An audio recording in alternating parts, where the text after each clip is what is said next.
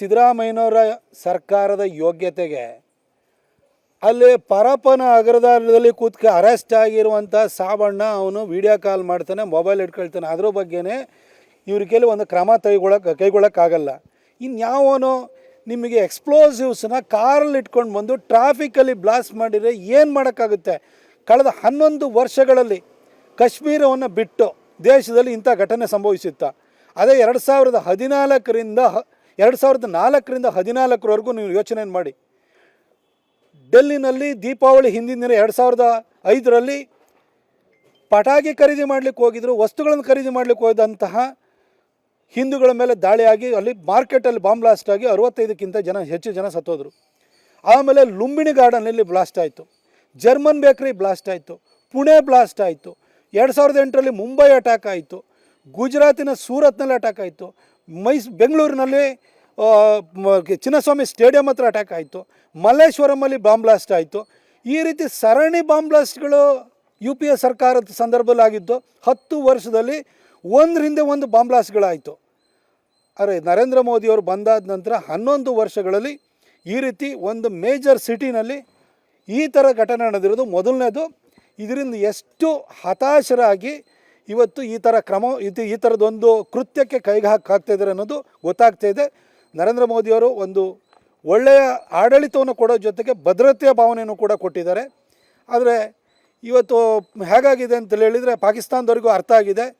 ನಾವು ಗಡಿ ದಾಟಿಸಿ ಭಯೋತ್ಪಾದಕರನ್ನು ಕಳಿಸಿದರೆ ಆಗಲ್ಲ, ಭಾರತದ ಒಳಗಡೆ ಇದ್ದಾರಲ್ಲ ಆ ಮುಲ್ಲಾಗಳಿಗೆ ನಾವು ಚಿತಾವಣೆ ಕೊಟ್ಟರೆ ಸಾಕು ಅಂತ ಅವ್ರಿಗೆ ಗೊತ್ತಾಗಿದೆ. ಒಳಗಡೆ ಇರೋವಂಥವರೇ ಬಾಂಬ್ ಬಿಡೋಕ್ಕೆ ಅಂತ ಹೊರಟಾಗ ಮೋದಿಯವರು ಏನು ಮಾಡೋಕ್ಕಾಗುತ್ತೆ? ಇದು ಭದ್ರತಾ ವೈಫಲ್ಯ ಅಲ್ಲ. ಈ ದೇಶದಲ್ಲಿ ಅನ್ನ ತಿಂದ್ಕೊಂಡು ಈ ದೇಶಕ್ಕೆ ನಿಷ್ಠೆ ಇಟ್ಕೊಂಡಿಲ್ವಲ್ಲ, ಅವರೇ ಕಾರಣರಾಗಿದ್ದಾರೆ. ಅದನ್ನು ಕಾಂಗ್ರೆಸ್ನವ್ರು ಫಸ್ಟ್ ಅರ್ಥ ಮಾಡ್ಕೊಳ್ಬೇಕು. ನಿಮ್ಮಲ್ಲಿ ಮುಂಬೈ ಬ್ಲಾಸ್ಟ್ ಆದಾಗ, ಮುಂಬೈನಲ್ಲಿ ಅಟ್ಯಾಕ್ ಆದಾಗ ಸಮುದ್ರ ದಾಟಿ ಬಂದಿದ್ದರು. ಇವತ್ತು ನಿಮ್ಮ ಮನೆ ಪಕ್ಕದಲ್ಲಿದ್ದಾರಲ್ಲ ಅವರೇ ಬರ್ತಾಯಿದ್ದಾರೆ, ಅವರೇ ಬಾಂಬ್ ಇಡ್ತಾಯಿದ್ದಾರೆ. ಇದಕ್ಕೇನು ಮಾಡ್ತೀರಿ? ಸಿದ್ದರಾಮಯ್ಯನವರ ಸರ್ಕಾರದ ಯೋಗ್ಯತೆಗೆ ಅಲ್ಲಿ ಪರಪ್ಪನ ಅಗ್ರದಲ್ಲಿ ಕೂತ್ಕೆ ಅರೆಸ್ಟ್ ಆಗಿರುವಂಥ ಸಾಬಣ್ಣ ಅವನು ವಿಡಿಯೋ ಕಾಲ್ ಮಾಡ್ತಾನೆ, ಮೊಬೈಲ್ ಇಟ್ಕೊಳ್ತಾನೆ. ಅದ್ರ ಬಗ್ಗೆನೇ ಇವ್ರ ಕೈಲಿ ಒಂದು ಕ್ರಮ ಕೈಗೊಳ್ಳೋಕ್ಕಾಗಲ್ಲ. ಇನ್ಯಾವನು ನಿಮಗೆ ಎಕ್ಸ್ಪ್ಲೋಸಿವ್ಸನ್ನ ಕಾರಲ್ಲಿ ಇಟ್ಕೊಂಡು ಬಂದು ಟ್ರಾಫಿಕಲ್ಲಿ ಬ್ಲಾಸ್ಟ್ ಮಾಡಿದರೆ ಏನು ಮಾಡೋಕ್ಕಾಗುತ್ತೆ? ಕಳೆದ 11 ವರ್ಷಗಳಲ್ಲಿ ಕಾಶ್ಮೀರವನ್ನು ಬಿಟ್ಟು ದೇಶದಲ್ಲಿ ಇಂಥ ಘಟನೆ ಸಂಭವಿಸುತ್ತಾ? ಅದೇ 2014ರಿಂದ 2014ವರೆಗೂ ನೀವು ಯೋಚನೆ ಮಾಡಿ. ಡೆಲ್ಲಿನಲ್ಲಿ ದೀಪಾವಳಿ ಹಿಂದಿನ ದಿನ 2005ರಲ್ಲಿ ಪಟಾಕಿ ಖರೀದಿ ಮಾಡಲಿಕ್ಕೆ ಹೋಗಿದ್ರು, ವಸ್ತುಗಳನ್ನು ಖರೀದಿ ಮಾಡಲಿಕ್ಕೆ ಹೋದಂತಹ ಹಿಂದೂಗಳ ಮೇಲೆ ದಾಳಿಯಾಗಿ ಅಲ್ಲಿ ಮಾರ್ಕೆಟಲ್ಲಿ ಬಾಂಬ್ ಬ್ಲಾಸ್ಟ್ ಆಗಿ 65ಕ್ಕಿಂತ ಹೆಚ್ಚು ಜನ ಸತ್ತೋದ್ರು. ಆಮೇಲೆ ಲುಂಬಿನಿ ಗಾರ್ಡನಲ್ಲಿ ಬ್ಲಾಸ್ಟ್ ಆಯಿತು, ಜರ್ಮನ್ ಬೇಕ್ರಿ ಬ್ಲಾಸ್ಟ್ ಆಯಿತು, ಪುಣೆ ಬ್ಲಾಸ್ಟ್ ಆಯಿತು, 2008ರಲ್ಲಿ ಮುಂಬೈ ಅಟ್ಯಾಕ್ ಆಯಿತು, ಗುಜರಾತಿನ ಸೂರತ್ನಲ್ಲಿ ಅಟ್ಯಾಕ್ ಆಯಿತು, ಬೆಂಗಳೂರಿನಲ್ಲಿ ಚಿನ್ನಸ್ವಾಮಿ ಸ್ಟೇಡಿಯಂ ಹತ್ರ ಅಟ್ಯಾಕ್ ಆಯಿತು, ಮಲ್ಲೇಶ್ವರಮಲ್ಲಿ ಬಾಂಬ್ ಬ್ಲಾಸ್ಟ್ ಆಯಿತು. ಈ ರೀತಿ ಸರಣಿ ಬಾಂಬ್ ಬ್ಲಾಸ್ಟ್ಗಳು ಯು ಪಿ ಎ ಸರ್ಕಾರದ ಸಂದರ್ಭದಲ್ಲಿ ಆಗಿದ್ದು 10 ವರ್ಷದಲ್ಲಿ ಒಂದರಿಂದ ಒಂದು ಬಾಂಬ್ ಬ್ಲಾಸ್ಟ್ಗಳಾಯಿತು. ಆದರೆ ನರೇಂದ್ರ ಮೋದಿಯವರು ಬಂದಾದ ನಂತರ 11 ವರ್ಷಗಳಲ್ಲಿ ಈ ರೀತಿ ಒಂದು ಮೇಜರ್ ಸಿಟಿನಲ್ಲಿ ಈ ಥರ ಘಟನೆ ನಡೆದಿರೋದು ಮೊದಲನೇದು. ಇದರಿಂದ ಎಷ್ಟು ಹತಾಶರಾಗಿ ಇವತ್ತು ಈ ಥರದೊಂದು ಕೃತ್ಯಕ್ಕೆ ಕೈಗೆ ಹಾಕ್ತಾಯಿದ್ದಾರೆ ಅನ್ನೋದು ಗೊತ್ತಾಗ್ತಾಯಿದೆ. ನರೇಂದ್ರ ಮೋದಿಯವರು ಒಂದು ಒಳ್ಳೆಯ ಆಡಳಿತವನ್ನು ಕೊಡೋ ಜೊತೆಗೆ ಭದ್ರತೆಯ ಭಾವನೆಯನ್ನು ಕೂಡ ಕೊಟ್ಟಿದ್ದಾರೆ. ಆದರೆ ಇವತ್ತು ಹೇಗಾಗಿದೆ ಅಂತ ಹೇಳಿದರೆ ಪಾಕಿಸ್ತಾನದವರಿಗೂ ಅರ್ಥ ಆಗಿದೆ. ನಾವು ಗಡಿ ದಾಟಿಸಿ ಭಯೋತ್ಪಾದಕರನ್ನು ಕಳಿಸಿದರೆ ಆಗಲ್ಲ, ಭಾರತದ ಒಳಗಡೆ ಇದ್ದಾರಲ್ಲ ಆ ಮುಲ್ಲಾಗಳಿಗೆ ನಾವು ಚಿತಾವಣೆ ಕೊಟ್ಟರೆ ಸಾಕು ಅಂತ ಅವ್ರಿಗೆ ಗೊತ್ತಾಗಿದೆ. ಒಳಗಡೆ ಇರೋವಂಥವರೇ ಬಾಂಬ್ ಬಿಡೋಕ್ಕೆ ಅಂತ ಹೊರಟಾಗ ಮೋದಿಯವರು ಏನು ಮಾಡೋಕ್ಕಾಗುತ್ತೆ? ಇದು ಭದ್ರತಾ ವೈಫಲ್ಯ ಅಲ್ಲ. ಈ ದೇಶದಲ್ಲಿ ಅನ್ನ ತಿಂದ್ಕೊಂಡು ಈ ದೇಶಕ್ಕೆ ನಿಷ್ಠೆ ಇಟ್ಕೊಂಡಿಲ್ವಲ್ಲ, ಅವರೇ ಕಾರಣರಾಗಿದ್ದಾರೆ. ಅದನ್ನು ಕಾಂಗ್ರೆಸ್ನವ್ರು ಫಸ್ಟ್ ಅರ್ಥ ಮಾಡ್ಕೊಳ್ಬೇಕು. ನಿಮ್ಮಲ್ಲಿ ಮುಂಬೈ ಬ್ಲಾಸ್ಟ್ ಆದಾಗ, ಮುಂಬೈನಲ್ಲಿ ಅಟ್ಯಾಕ್ ಆದಾಗ ಸಮುದ್ರ ದಾಟಿ ಬಂದಿದ್ದರು. ಇವತ್ತು ನಿಮ್ಮ ಮನೆ ಪಕ್ಕದಲ್ಲಿದ್ದಾರಲ್ಲ ಅವರೇ ಬರ್ತಾಯಿದ್ದಾರೆ, ಅವರೇ ಬಾಂಬ್ ಇಡ್ತಾಯಿದ್ದಾರೆ. ಇದಕ್ಕೇನು ಮಾಡ್ತೀರಿ? ಸಿದ್ದರಾಮಯ್ಯನವರ ಸರ್ಕಾರದ ಯೋಗ್ಯತೆಗೆ ಅಲ್ಲಿ ಪರಪ್ಪನ ಅಗ್ರದಲ್ಲಿ ಕೂತ್ಕೆ ಅರೆಸ್ಟ್ ಆಗಿರುವಂಥ ಸಾಬಣ್ಣ ಅವನು ವಿಡಿಯೋ ಕಾಲ್ ಮಾಡ್ತಾನೆ, ಮೊಬೈಲ್ ಇಟ್ಕೊಳ್ತಾನೆ. ಅದ್ರ ಬಗ್ಗೆನೇ ಇವ್ರ ಕೈಲಿ ಒಂದು ಕ್ರಮ ಕೈಗೊಳ್ಳೋಕ್ಕಾಗಲ್ಲ. ಇನ್ಯಾವನು ನಿಮಗೆ ಎಕ್ಸ್ಪ್ಲೋಸಿವ್ಸನ್ನ ಕಾರಲ್ಲಿ ಇಟ್ಕೊಂಡು ಬಂದು ಟ್ರಾಫಿಕಲ್ಲಿ ಬ್ಲಾಸ್ಟ್ ಮಾಡಿದರೆ ಏನು ಮಾಡೋಕ್ಕಾಗುತ್ತೆ? ಕಳೆದ 11 ವರ್ಷಗಳಲ್ಲಿ ಕಾಶ್ಮೀರವನ್ನು ಬಿಟ್ಟು ದೇಶದಲ್ಲಿ ಇಂಥ ಘಟನೆ ಸಂಭವಿಸುತ್ತಾ? ಅದೇ 2014ರಿಂದ 2014ವರೆಗೂ ನೀವು ಯೋಚನೆ ಮಾಡಿ. ಡೆಲ್ಲಿನಲ್ಲಿ ದೀಪಾವಳಿ ಹಿಂದಿನ ದಿನ 2005ರಲ್ಲಿ ಪಟಾಕಿ ಖರೀದಿ ಮಾಡಲಿಕ್ಕೆ ಹೋಗಿದ್ರು, ವಸ್ತುಗಳನ್ನು ಖರೀದಿ ಮಾಡಲಿಕ್ಕೆ ಹೋದಂತಹ ಹಿಂದೂಗಳ ಮೇಲೆ ದಾಳಿಯಾಗಿ ಅಲ್ಲಿ ಮಾರ್ಕೆಟಲ್ಲಿ ಬಾಂಬ್ ಬ್ಲಾಸ್ಟ್ ಆಗಿ 65ಕ್ಕಿಂತ ಹೆಚ್ಚು ಜನ ಸತ್ತೋದ್ರು.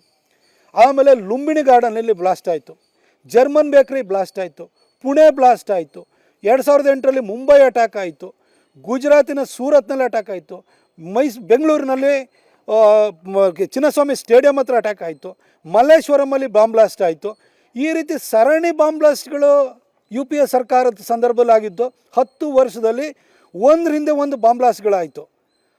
ಅರೆ ನರೇಂದ್ರ ಮೋದಿಯವರು ಬಂದಾದ ನಂತರ 11 ವರ್ಷಗಳಲ್ಲಿ ಈ ರೀತಿ ಒಂದು ಮೇಜರ್ ಸಿಟಿನಲ್ಲಿ ಈ ಥರ ಘಟನೆ ನಡೆದಿರೋದು ಮೊದಲನೇದು. ಇದರಿಂದ ಎಷ್ಟು ಹತಾಶರಾಗಿ ಇವತ್ತು ಈ ಥರ ಈ ಥರದೊಂದು ಕೃತ್ಯಕ್ಕೆ ಕೈಗೆ ಹಾಕ್ತಾಯಿದ್ದಾರೆ ಅನ್ನೋದು ಗೊತ್ತಾಗ್ತಾ ಇದೆ. ನರೇಂದ್ರ ಮೋದಿಯವರು ಒಂದು ಒಳ್ಳೆಯ ಆಡಳಿತವನ್ನು ಕೊಡೋ ಜೊತೆಗೆ ಭದ್ರತೆಯ ಭಾವನೆಯನ್ನು ಕೂಡ ಕೊಟ್ಟಿದ್ದಾರೆ. ಆದರೆ ಇವತ್ತು ಹೇಗಾಗಿದೆ ಅಂತ ಹೇಳಿದರೆ ಪಾಕಿಸ್ತಾನದವರಿಗೂ ಅರ್ಥ ಆಗಿದೆ.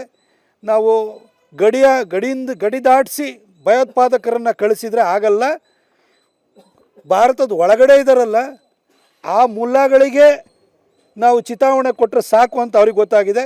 ಒಳಗಡೆ ಇರೋವಂಥವರೇ ಬಾಂಬ್ ಬಿಡೋಕ್ಕೆ ಅಂತ ಹೊರಟಾಗ ಮೋದಿಯವರು ಏನು ಮಾಡೋಕ್ಕಾಗುತ್ತೆ? ಇದು ಭದ್ರತಾ ವೈಫಲ್ಯ ಅಲ್ಲ. ಈ ದೇಶದಲ್ಲಿ ಅನ್ನ ತಿಂದ್ಕೊಂಡು ಈ ದೇಶಕ್ಕೆ ನಿಷ್ಠೆ ಇಟ್ಕೊಂಡಿಲ್ವಲ್ಲ ಅವರೇ ಕಾರಣರಾಗಿದ್ದಾರೆ. ಅದನ್ನು ಕಾಂಗ್ರೆಸ್ನವ್ರು ಫಸ್ಟ್ ಅರ್ಥ ಮಾಡ್ಕೊಳ್ಬೇಕು. ನಿಮ್ಮಲ್ಲಿ ಮುಂಬೈ ಬ್ಲಾಸ್ಟ್ ಆದಾಗ, ಮುಂಬೈನಲ್ಲಿ ಅಟ್ಯಾಕ್ ಆದಾಗ ಸಮುದ್ರ ದಾಟಿ ಬಂದಿದ್ದರು. ಇವತ್ತು ನಿಮ್ಮ ಮನೆ ಪಕ್ಕದಲ್ಲಿದ್ದಾರಲ್ಲ ಅವರೇ ಬರ್ತಾಯಿದ್ದಾರೆ, ಅವರೇ ಬಾಂಬ್ ಬಿಡ್ತಾಯಿದ್ದಾರೆ. ಇದಕ್ಕೇನು ಮಾಡ್ತೀರಿ? ಸಿದ್ದರಾಮಯ್ಯನವರ ಸರ್ಕಾರದ ಯೋಗ್ಯತೆಗೆ ಅಲ್ಲಿ ಪರಪ್ಪನ ಅಗ್ರದಲ್ಲಿ ಕೂತ್ಕ ಅರೆಸ್ಟ್ ಆಗಿರುವಂಥ ಸಾಬಣ್ಣ ಅವನು ವಿಡಿಯೋ ಕಾಲ್ ಮಾಡ್ತಾನೆ, ಮೊಬೈಲ್ ಇಟ್ಕೊಳ್ತಾನೆ. ಅದ್ರ ಬಗ್ಗೆನೇ ಇವ್ರ ಕೈಲಿ ಒಂದು ಕ್ರಮ ಕೈಗೊಳ್ಳೋಕ್ಕಾಗಲ್ಲ. ಇನ್ಯಾವನು ನಿಮಗೆ ಎಕ್ಸ್ಪ್ಲೋಸಿವ್ಸನ್ನ ಕಾರಲ್ಲಿ ಇಟ್ಕೊಂಡು ಬಂದು ಟ್ರಾಫಿಕಲ್ಲಿ ಬ್ಲಾಸ್ಟ್ ಮಾಡಿದರೆ ಏನು ಮಾಡೋಕ್ಕಾಗುತ್ತೆ? ಕಳೆದ 11 ವರ್ಷಗಳಲ್ಲಿ ಕಾಶ್ಮೀರವನ್ನು ಬಿಟ್ಟು ದೇಶದಲ್ಲಿ ಇಂಥ ಘಟನೆ ಸಂಭವಿಸುತ್ತಾ? ಅದೇ 2014ರಿಂದ 2014ವರೆಗೂ ನೀವು ಯೋಚನೆ ಮಾಡಿ. ಡೆಲ್ಲಿನಲ್ಲಿ ದೀಪಾವಳಿ ಹಿಂದಿನ ದಿನ 2005ರಲ್ಲಿ ಪಟಾಕಿ ಖರೀದಿ ಮಾಡಲಿಕ್ಕೆ ಹೋಗಿದ್ರು, ವಸ್ತುಗಳನ್ನು ಖರೀದಿ ಮಾಡಲಿಕ್ಕೆ ಹೋದಂತಹ ಹಿಂದೂಗಳ ಮೇಲೆ ದಾಳಿಯಾಗಿ ಅಲ್ಲಿ ಮಾರ್ಕೆಟಲ್ಲಿ ಬಾಂಬ್ ಬ್ಲಾಸ್ಟ್ ಆಗಿ 65ಕ್ಕಿಂತ ಹೆಚ್ಚು ಜನ ಸತ್ತೋದ್ರು.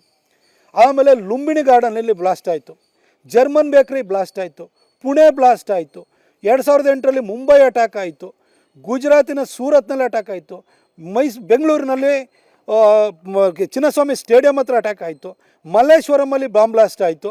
ಈ ರೀತಿ ಸರಣಿ ಬಾಂಬ್ ಬ್ಲಾಸ್ಟ್ಗಳು ಯು ಪಿ ಎ ಸರ್ಕಾರದ ಸಂದರ್ಭದಲ್ಲಿ ಆಗಿದ್ದು 10 ವರ್ಷದಲ್ಲಿ ಒಂದರಿಂದ ಒಂದು ಬಾಂಬ್ ಬ್ಲಾಸ್ಟ್ಗಳಾಯಿತು. ಅರೆ ನರೇಂದ್ರ ಮೋದಿಯವರು ಬಂದಾದ ನಂತರ 11 ವರ್ಷಗಳಲ್ಲಿ ಈ ರೀತಿ ಒಂದು ಮೇಜರ್ ಸಿಟಿನಲ್ಲಿ ಈ ಥರ ಘಟನೆ ನಡೆದಿರೋದು ಮೊದಲನೇದು. ಇದರಿಂದ ಎಷ್ಟು ಹತಾಶರಾಗಿ ಇವತ್ತು ಈ ಥರದೊಂದು ಕೃತ್ಯಕ್ಕೆ ಕೈಗೆ ಹಾಕ್ತಾಯಿದ್ದಾರೆ ಅನ್ನೋದು ಗೊತ್ತಾಗ್ತಾ ಇದೆ. ನರೇಂದ್ರ ಮೋದಿಯವರು ಒಂದು ಒಳ್ಳೆಯ ಆಡಳಿತವನ್ನು ಕೊಡೋ ಜೊತೆಗೆ ಭದ್ರತೆಯ ಭಾವನೆಯನ್ನು ಕೂಡ ಕೊಟ್ಟಿದ್ದಾರೆ. ಆದರೆ ಇವತ್ತು ಹೇಗಾಗಿದೆ ಅಂತ ಹೇಳಿದರೆ ಪಾಕಿಸ್ತಾನದವರಿಗೂ ಅರ್ಥ ಆಗಿದೆ. ನಾವು ಗಡಿ ದಾಟಿಸಿ ಭಯೋತ್ಪಾದಕರನ್ನು ಕಳಿಸಿದರೆ ಆಗಲ್ಲ, ಭಾರತದ ಒಳಗಡೆ ಇದ್ದಾರಲ್ಲ ಆ ಮುಲ್ಲಾಗಳಿಗೆ ನಾವು ಚಿತಾವಣೆ ಕೊಟ್ಟರೆ ಸಾಕು ಅಂತ ಅವ್ರಿಗೆ ಗೊತ್ತಾಗಿದೆ.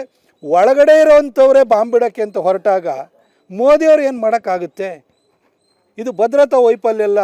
ಈ ದೇಶದಲ್ಲಿ ಅನ್ನ ತಿಂದ್ಕೊಂಡು ಈ ದೇಶಕ್ಕೆ ನಿಷ್ಠೆ ಇಟ್ಕೊಂಡಿಲ್ವಲ್ಲ ಅವರೇ ಕಾರಣರಾಗಿದ್ದಾರೆ. ಅದನ್ನು ಕಾಂಗ್ರೆಸ್ನವ್ರು ಫಸ್ಟ್ ಅರ್ಥ ಮಾಡ್ಕೊಳ್ಬೇಕು. ನಿಮ್ಮಲ್ಲಿ ಮುಂಬೈ ಬ್ಲಾಸ್ಟ್ ಆದಾಗ, ಮುಂಬೈನಲ್ಲಿ ಅಟ್ಯಾಕ್ ಆದಾಗ ಸಮುದ್ರ ದಾಟಿ ಬಂದಿದ್ದರು. ಇವತ್ತು ನಿಮ್ಮ ಮನೆ ಪಕ್ಕದಲ್ಲಿದ್ದಾರಲ್ಲ ಅವರೇ ಬರ್ತಾಯಿದ್ದಾರೆ, ಅವರೇ ಬಾಂಬ್ ಬಿಡ್ತಾಯಿದ್ದಾರೆ. ಇದಕ್ಕೇನು ಮಾಡ್ತೀರಿ?